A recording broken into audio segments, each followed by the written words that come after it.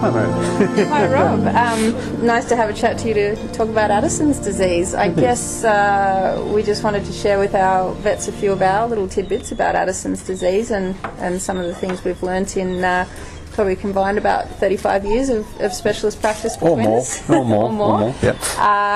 So Addison's, Rob, as you know, is a really common emergency presentation. It's probably a little bit overrepresented. I guess it's not super common in GP, but in terms of sick dogs coming into us after hours, it is very common. The difficult thing for me about Addison's is it can look like almost any disease. So pets can come in just with diarrhea and inappetence. They can just come in with abdominal pain. They can come in with hypoglycemia.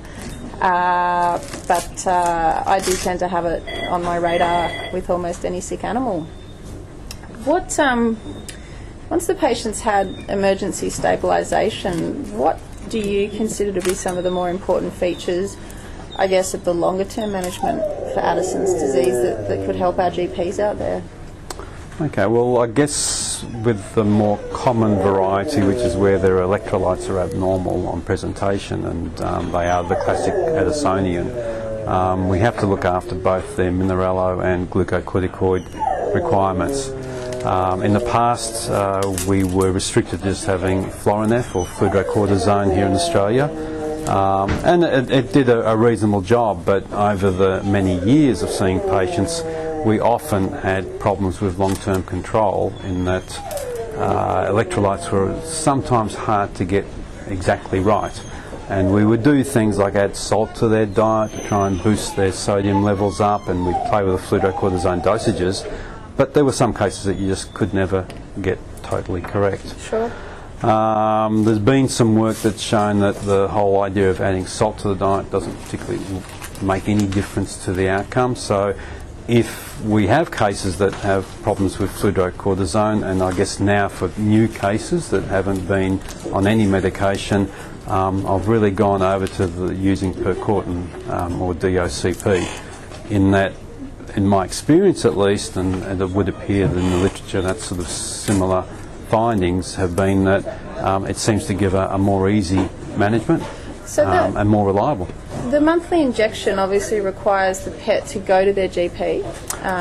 Well, this is where you can judge it with your client. We're all aware of the fact that we hand out bottles of insulin, which are quite a dangerous medication, because if you get that dosage right, you can very quickly cause major problems, if not death.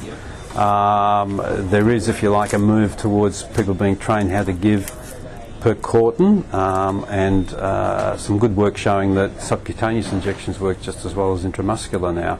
So if a client's able to give insulin twice a day, then I don't see why one injection every 25 days is going to be beyond them. I've actually never thought of that. It's got to be easier than giving a twice-a-day tablet, and certainly in terms of dosage stability. With prednisolone, once the patient leaves the ICU and is ready to go home, I guess I'll generally have them on maybe 0.5 milligram per kilogram once a day for the first week while they're still under stress. Yep. What sort of maintenance doses of prednisolone do you think we should be aiming for with these guys, and how does it vary case to case? Okay, so going back to fludrocortisone, that does have a bit of glucocorticoid action about it as well, so perhaps we've been getting away with much lower physiological doses, and you may be getting away with 0.1 to 0.2 milligram per kilogram of prednisolone. Yeah. With the DOCP, you still may get down to that, so your suggestion of giving 0.5 milligram per kilogram to begin with is not bad, but you may find that you don't need that much.